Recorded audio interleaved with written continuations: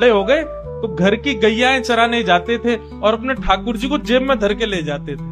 गैया जब चरती थी तो पेड़ के नीचे बैठ के ठाकुर जी को निकाल लेते और कहते ठाकुर जी अब कोई ना है, प्रकट है जाओ। तो ठाकुर जी प्रकट हो जाते, धन्ना जी के साथ खूब लीला करते। ठाकुर जी ने धन्ना जी से कहा आज गाय चराने नहीं जाओगे? बोले आज हमारी बुआ जी आई हैं, घर में बहुत सारे मेहमान आए, आज हम नहीं जाएंगे। तो ठाकुर जी बोले एक काम कर, गैयान को गांव से बाहर ले जा और मोकू भी बाहर पधराया, तेरी जगह आज गैया मैं चराया हूँ। तो यही होने लगा। अब थोड़ी दूर तक धन्ना जी जाते, उसके बाद ठाकुर जी को बाहर निकालते और ठाकुर जी प्रकट हो जाते, गैया चराने ठाकुर जी जाते। आज 11-12 साल हो गए। वो संत आए जिनके शालिग्राम जी की सेवा थी, संत जैसे आए। धन्ना जी ने प्रणाम किया, जय हो मेरे गुरुदेव, गुरु जी के चरणों में प्रणाम। गुरु जी आपने ऐसे ठाकुर जी प्रदान किए, मेरा तो जीवन उत्सव हो गया। अच्छा कहाँ है तुम्हारे ठाकुर जी, सेवा पूजा कैसी चल रही है, अभी तक कर ही रहे हो? उनको लगी पत्थर है, बचपन में की होगी, अब तो बड़ा हो गया। कहाँ है तुम्हारे ठाकुर जी? बोले ठाकुर जी अभी नहीं है, ठाकुर जी तो गैया चराने गए। संत बोले मतलब?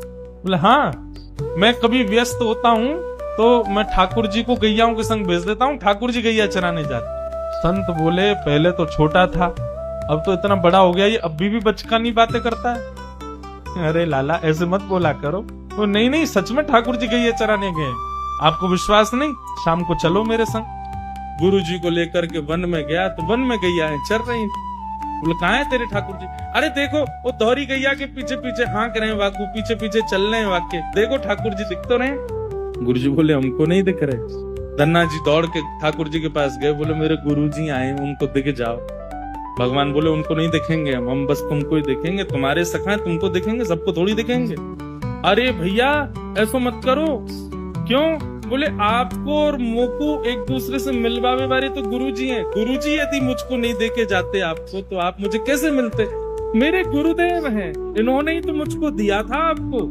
ठाकुर जी रीझ गए, पुनः पुनः धन की भक्ति, ऐसा भाव। इतने में ही नील माधव नीलमणि ठाकुर जी प्रकट हो गए। दूर खड़े गुरुदेव के एक एक रोम बिलखने लगा, रोने लगे और धन्ना के चरणों में प्रणाम किया। बोले हम सच्चे शालिग्राम से प्रकट नहीं कर पाए, तूने सामान्य पत्थर से प्रकट कर दिया ठाकुर। हम अष्टयाम सेवा से प्रकट नहीं कर पाए और तूने सामान्य पत्थर घिस घिस के तिलक लगा के प्रकट कर दिया ठाकुर जी को। हम 56 भोग पधरा करके ठाकुर जी को प्रकट नहीं कर पाए, तू बेसर की रोटी खवा के ठाकुर जी को चटकारे दिलवा। हम यहाँ ठाकुर जी से प्रार्थना करते हैं, कभी त्रिभंग लली से सीधे लली भी बन जाओ, नेक पूरे दिन यूं ही खड़े रहो, दर्द है जातो होगा, हाथ में नेक हाथ सीधे कर लो। तू ठाकुर जी से गैया चरवा रहा है अपनी। धन्य है धन्ना तेरी भक्ति।